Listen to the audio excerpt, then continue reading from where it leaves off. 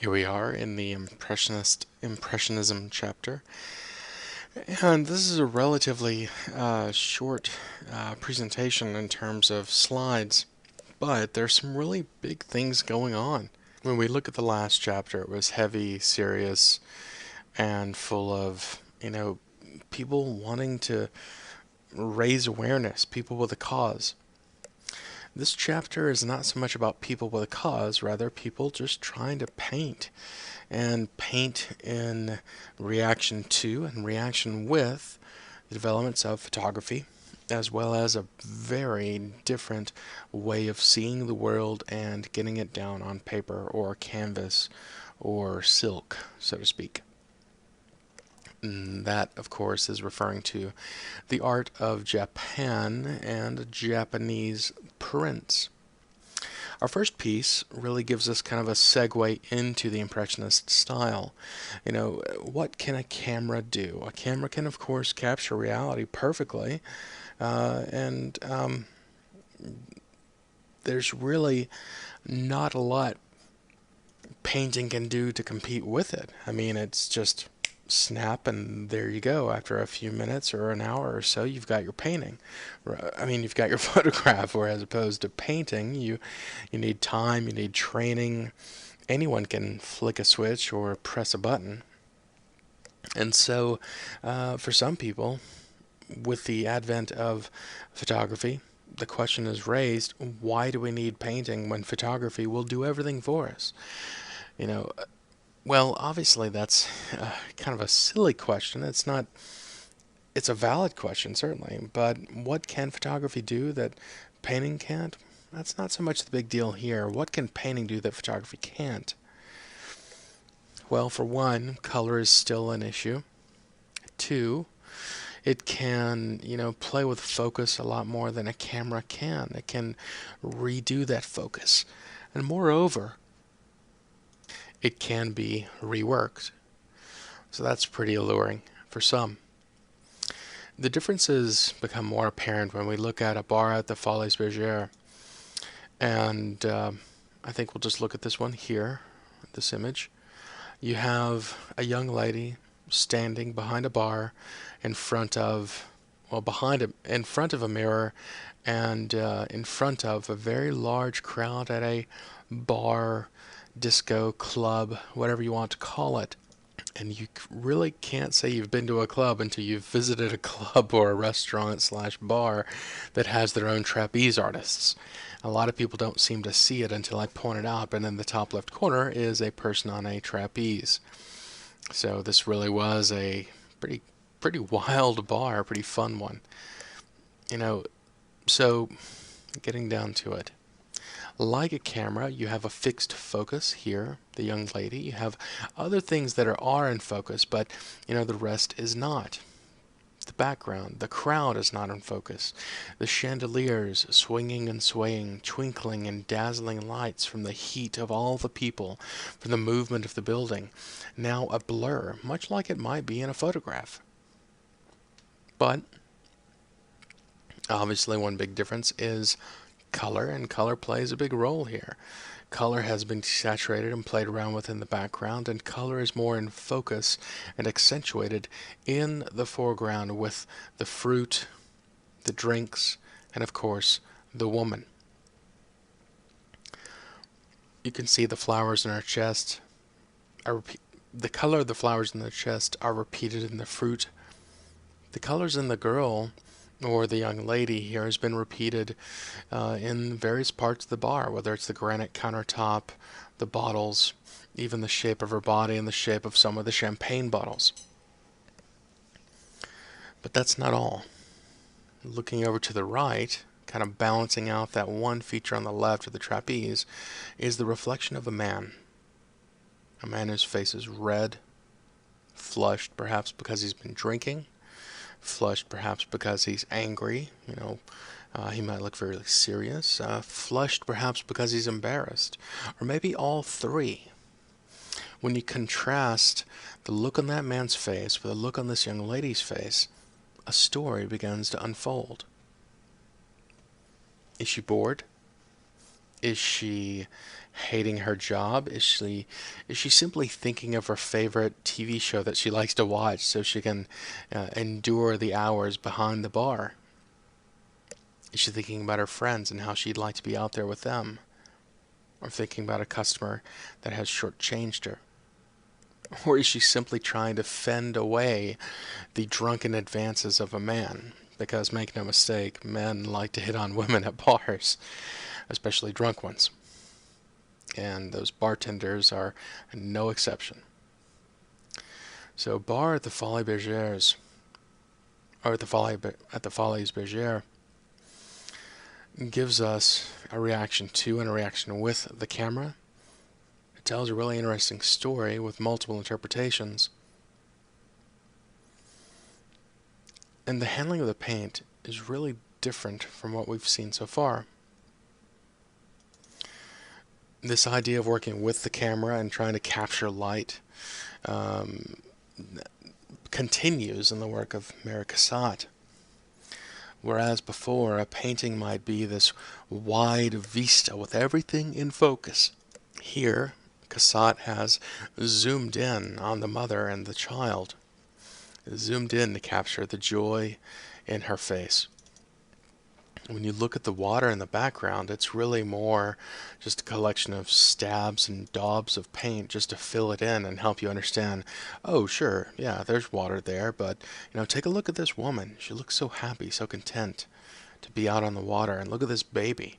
Is the baby staring out at the sky and all the blue, or is he simply trying to decide if he wants to poop or not?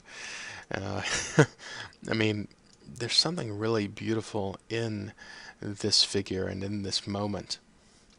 And it is this view that really is so different than our traditional paintings and our traditional way of presenting scenes. Now, the man rowing is wearing typical dress for a man in France at this time, except for one thing, and that is the very large belt, that Japanese obi belt. That is kind of a continuance of that idea of that simple idea of chinoiserie, things from a foreign country that seem in fashion. You might consider him some kind of hipster douchebag trying to show something off, but that's neither here nor there. We have no idea if he's a jerk or if he's a hipster. We just know that he is a Frenchman that is wearing a Japanese belt. And we have zoomed in to see this moment, to acknowledge the background very loosely, but really to pay attention to the joy of the mother, the child, and the man that is rowing in the Impressionist lens. Our next slide shows one of the many pieces of Claude Monet, often hailed as the champion of the Impressionist movement. He here captures light like really no one else in the chapter. He was concerned more with the essence, the nature, the gesture of that moment, rather than a stiff photographic documentation of a scene. And to our complex and sophisticated eyes, we can recognize that, because we've grown accustomed to abstraction. But for that time, this was not painting. This was not beautiful at all. So much so, people called it an impression. That's not a painting, it's an impression of a painting. It's not even finished. Go finish it, bring it back. Monet was not the only one that was regarded in this manner. So much so, the Impressionists gathered together, grouped together, and started their own anti-show. Like a show of rejects. It's interesting to wonder how he might feel to know that his paintings are some of the most expensive paintings on the planet. It is with our eyes that we can make out the vertical lines symbolizing or implying the movement of the water, the reflection of the trees, which is contrasted with these horizontal lines and these horizontal daubs of color, which of course describe to us the lily pads, the water lilies themselves. So, when did he paint this? Did he paint it in the morning? Did he paint it in the afternoon? Did he paint it at sunset? Impressionists had to learn about light and its relationship in color. This also was a product of um, the effect of photography as well as the influence of Japanese prints, because Japanese artists, for one reason or another, not necessarily because of sunlight, but to understand the thing, the nature of that thing. And we'll get more to that when we look at the Japanese slides. Sunlight in the morning is very different from sunlight at noon and very different from sunlight at sunset. In the morning it has a bit of a blue cast, whereas at noon it is more white, it is more neutral. And then at sunset it is more warm, whether it is a yellowish cast or an orangish cast. The nature of the sun changes. So these impressionists have to fight with the sun, and they have to go back to that same place each day to understand how the sun affects their world that they're seeing. So I mentioned before the influence of Japanese art, and we're going to look very briefly at two pieces. This piece on the right is really more a synthesis of Japanese aesthetics with European materials. You see, this blue here was a blue that was brought over from Europe, whereas the style, the manner of representation is strictly Japanese. Imagine how European artists who came from the academic tradition and historically were accustomed to painting people in this manner of realism. And I'm not talking about the philosophical movement, but I mean simply the appearance of realism with regards to shape and form and texture and light. All of that has been flattened here to a really somewhat of a cartoonish type figure, with a couple of lines for eyes, the eyebrows, the nose has been translated into just one simple little curve, and the mouth is more like a daub of paint or a daub of color. This woman, though, obviously a very well-to-do woman with her rich kimono, her rich attire. She was, in fact, one of the highest and high-ranking courtesans of her time, a geisha. Obviously, prostitution is regarded differently in different parts of the world, and here geishas were more openly accepted, or courtesans rather. It is the work of Hokusai, though, that gives us a really interesting insight into Japanese art and Japanese artists. The 36 views of Mount Fuji are a series of prints which document the life of the Japanese with regards or with special attention being given to Mount Fuji. So I ask you this. You have a loved one, someone you care about greatly. Can you take one photograph of them and you understand everything about them from that one photograph? Of course not. Could you take 36 photographs and capture everything about them? No. So what if you took 36 photographs, a 20-minute interview, and say a piece of their clothing? Would that be enough? See, by studying that one site over and over again, by capturing it in different views, we gain a more holistic and all-around impression and an understanding of the essence of that thing. This is but one of those 36 views, and obviously he created more ideas than the 36, but it is his 36 views that we most commonly look at. In this, Mount Fuji is in the background in comparison and is being compared to this massive wave. This wave with a crest and foam like claws and fangs, teeth ready to rip asunder and chew through these very small boats and perhaps crush those men huddled together on those boats. Living around here, there might be, or even around Little Rock or Heber, there are probably landmarks that everyone can identify with. If you're in Heber Springs, it's probably Sugarloaf. If you're in Little Rock, it's probably the Clinton Trailer. That is the nickname, of course, for the Clinton Library, the presidential center there on the Arkansas River. Or maybe Pinnacle Mountain, Petit Jean, Mount Magazine. If you live in Hot Springs, maybe it's Bathhouse Row. There are these landmarks that are a part of our lives, and for Hokusai it was Mount Fuji. So he made this work and copies of it. Remember, this is a woodblock print, so he could distribute it wide and far. It made it to Europe, and the European artists looked at it and said, "Wow, I never thought of painting or organizing something in such a manner." And the practice of going to the same place over and over again was very appealing to artists that were already fighting with light. Moving on to sculpture, we have an artist who clearly looked at the classics and had a strong understanding of anatomy, and that is Rodin.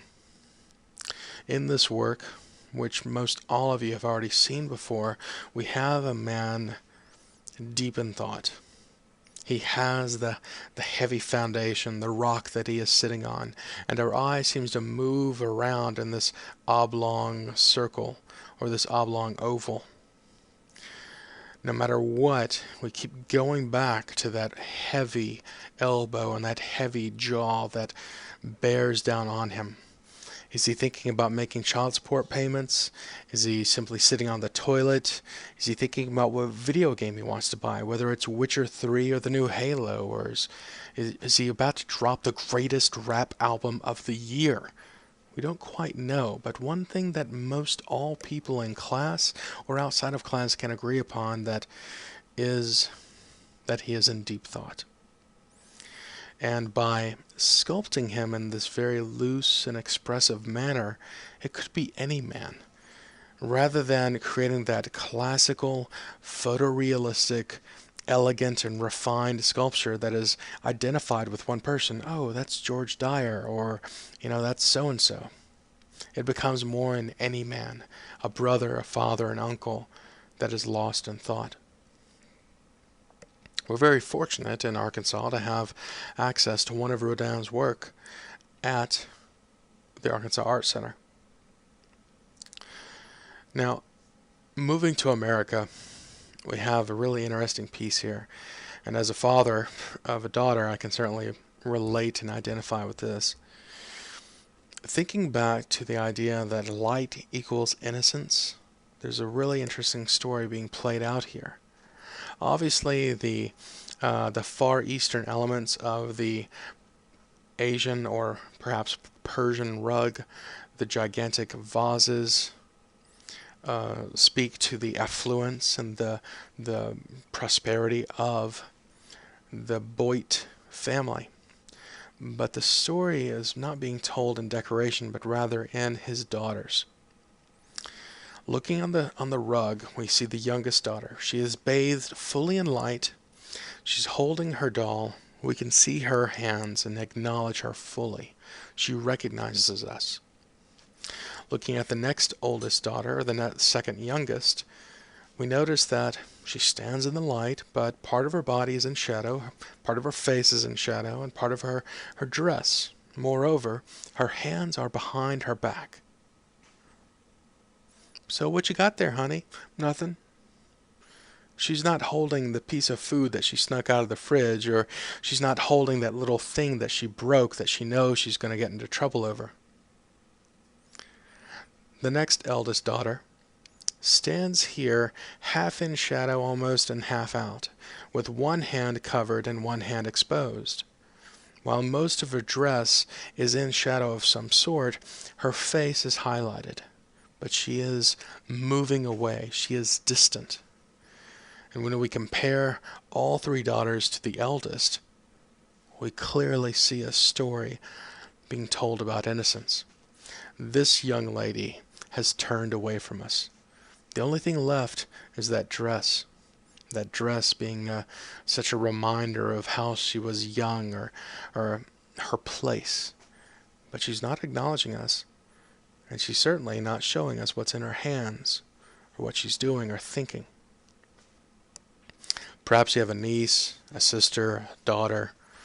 Perhaps you can remember as a child those phases when, You wanted your parents to be in there and play with you as they were playing in the bathtub. You wanted your parents there, or your sister or your daughter. They want you to play with them, but as they get older, it's like, Daddy, I don't want you to see me when I'm bathing. Daddy, don't give me a kiss. Daddy, just drop me off here. Don't. That innocence that we see here is very similar to the idea of innocence and personality that Rembrandt tried to capture in his self-portraits. And in the next chapter, Van Gogh will try to capture in his self-portraits as he tries to understand himself and his place with his art.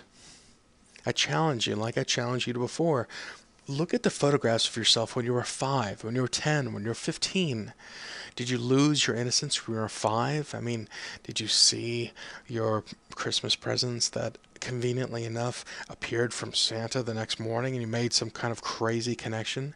Did you lose your innocence when you saw the final episode of Lost, or, when, who knows? Innocence here is being told with light and with body language. Up at the top, we have a very different artist, Winslow Homer, a self-taught artist, and it's important to bring his work up because he continues that tradition of folk art or art naivete, in which artists don't have to go to school to learn how to make art. They can teach themselves and be incredibly successful. And while I would like to spend a great deal of time talking about Winslow Homer's work, we simply don't have that much time. I wanted to point it out to you and show you one of the examples. The book goes into more detail about his work, and I would encourage you to look him up. Our last painting really, and we might have talked about it in class, we might not have, but to really understand this painting, we need to look at movie trailers. If you have the time, look at the regular trailer for Transformers: Age of Extinction. Okay? It's about 2.5 minutes long, and when you watch that movie trailer, it shows you all the money shots, the big shots, the explosions. It shows you the dinosaur that breathes fire and all these incredible things. And pretty much, you're watching almost the entire movie in 2.5 minutes. It's been condensed. Compare that movie trailer with the 1.5 minute trailer for the film Super 8. These are vastly different movie trailers, obviously for different types of films, but the information that is being conveyed is very similar to the aesthetic tastes of people at this time.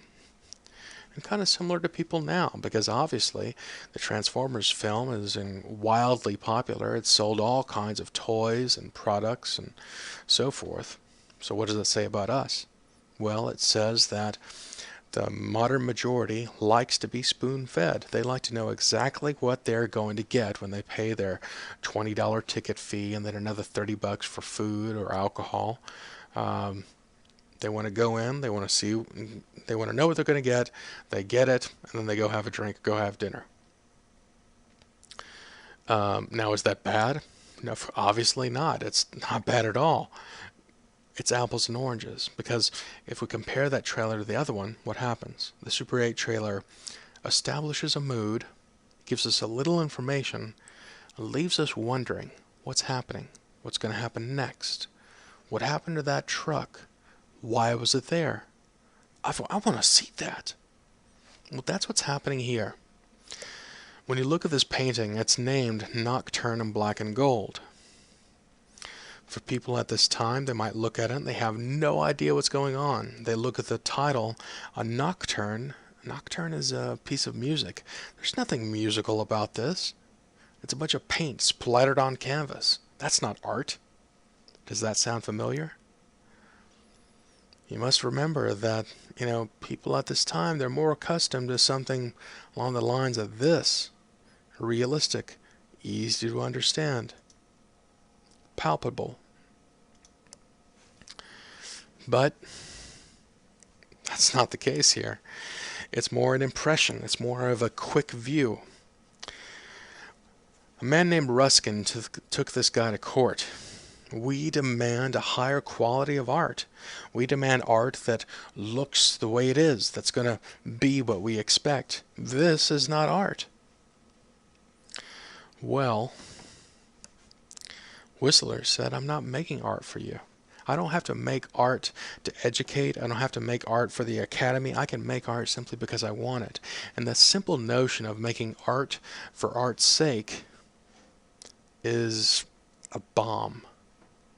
Because even these people were selling their art. Van Gogh was trying to make money off of his art. Leonardo da Vinci wasn't having some romantic dream where I just got to create. No, people paid him to make it. You want art? Pay me. You want this? Pay me. Whistler is in fact making it just because. And that's a really new thing and really quite a beautiful thing because it expands what art can be, why it is, and how it is made. And thus we have opened the door even further for more abstraction. And make no mistake, this is incredibly abstract artwork for its time. This is artwork that challenged minds, that challenged the notion of what is art, and it's only going to become more abstract. And the interesting thing is, while this was rejected and not considered real art, it now stands as some of the most expensive and beloved works in the history of the Western world, and perhaps the planet. So, start looking at those connections. Think about what's going on here and think about why these might be regarded so highly. And as always, let me know if you have any questions. You can email me, call me, or drop by the office. Thanks a lot for your kind attention, and I hope to see you in class. Thanks.